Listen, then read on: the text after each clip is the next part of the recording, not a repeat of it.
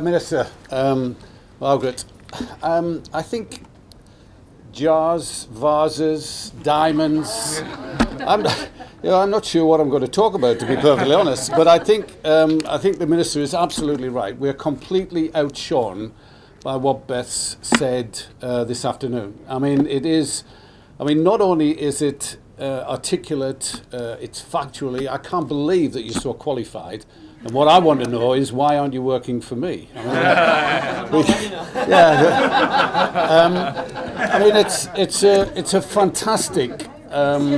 It's a fantastic achievement. But what I would like to say, in addition to thanking Beth more sincerely for actually coming along and interfering with the radio and TV appearances and actually coming here and sharing her time with us. It's really very good of you to do that. I think that I'd also like to thank Bernie and Gareth from MBDA. And Beth made a great point about, a lot of it is her initiative, and a lot of it is down to the support, really, that she's had not only from MBDA, but also from her family, her school, people around her who have actually encouraged her to do this. And I'm sure that you'll agree that that this lady, and yes, I mean, I'm sure that it won't have passed you by, this is a lady, apprentice, higher level, winner of the World Skills event in 2012 in Birmingham.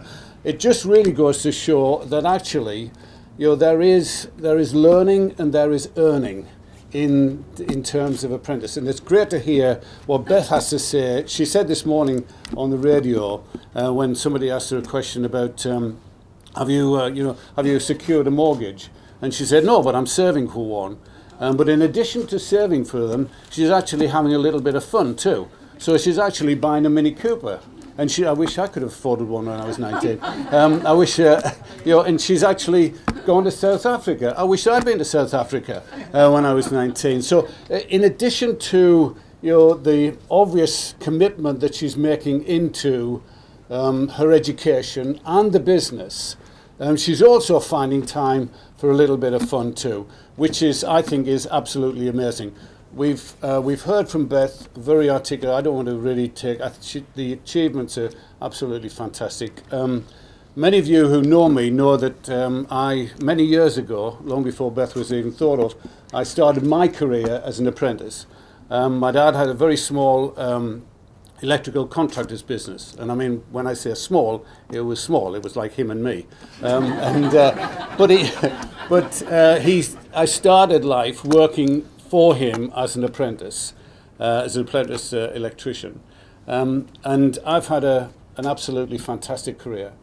And really, if there's one message, Beth, that I want to pass on to you, and for you to pass on to MBDA and your apprentices, is that this is a fantastic career. Engineering, to me, manufacturing, the work that I've done has been fantastic. I've had a brilliant career and I've enjoyed it. And part of my role, I think, is putting back into manufacturing and engineering in apprentices and in the skills development, what actually I've got out of this in overall terms. I feel a lot of times that when we have these events, I'm really preaching to the converted, because when I talk to people in this room, everybody gets this. Everybody actually in this room absolutely supports this. So my question every time is, why are we actually speaking to you, and why aren't we speaking to the wider area? Well, in actual fact, the reason is that we want you to go out from here and preach what it is that we've been doing, what Beth's been doing, what the Minister is talking about, the government support, what industry is doing, and how we're building on that. This is what we want you to do, because we have to continue, and I say continue because we have made great progress, but to continue to impress upon schools, to impress upon careers officers, to impress upon families, to impress upon further education, employers, the benefits of apprentices and jobs and careers in engineering manufacturing. We have to, you are our ambassadors. You have to go away from here convinced that this is part of the way to go. As Bill said, we have a real skill shortage, Melissa, in terms of our engineering and manufacturing area. And actually, the gap is getting worse. We will need, over the next few years, between now and 2016, around about 100,000 skilled people into the industry. Some of those are going to come from apprentices, some of them are going to come from graduates, and some of them are going to come from different courses that they go through within university. But the skills gap is absolutely real. It will and does continue to impact on our ability to generate GDP for this country. And part of the way that we could actually work our way through the recession, or the double dip recession that we got, is to actually invest in these sort of level of skills. We have made progress. Bill talked about the figures over there. 146% in the last 2 years increase in apprentices. The fact that we set a target of 8,000 and we achieved almost 10,000 in the first year. But we're actually only 24%, or a quarter of the way there.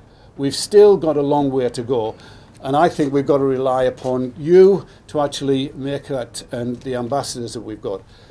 It would be remiss of me if I didn't mention, as part of our ambassadorship, Margaret. I mean, Margaret does a fantastic job, not only in organising these events, and she made a couple of points about this easel. I mean, actually, she got this down here. I don't know how you got it down here, Margaret. I think you actually carried it yourself. Yeah, very, very good. But, you know, this easel, it's not... But Margaret is a fantastic ambassador for Semta and the apprentices. She co-chairs the apprentice in Westminster. She's a patron of the Westminster Manufacturing Forum. She does a fantastic job for the industry and indeed for Semta.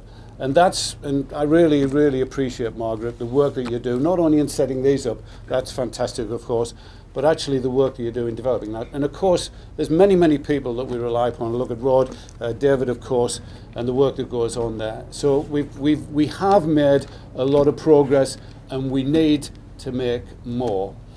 Sarah is our new CEO, done an absolutely outstanding job today in terms of getting the message over.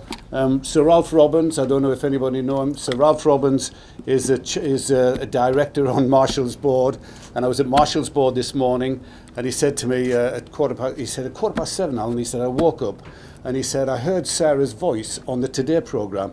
Fair set me up for the rest of the day. I was absolutely right. And this is the guy who used to be CEO and chairman of one of Britain's best loved companies. That actually, and I know that I'm speaking to the converted Arthur, but a fantastic, great company. And Ralph is a fantastic exponent. So, you know, the message is getting out there that we have the skills, we have the commitment, we have the methods, we have the processes, we have the passion to actually take this on. And so I think with that, I'm going to shut up. Because Beth completely overshadowed everybody in the room. And I would like to ask David and Sarah to come forward and to re-sign the pledge here in terms of the Apprenticeship Ambition. Thank you.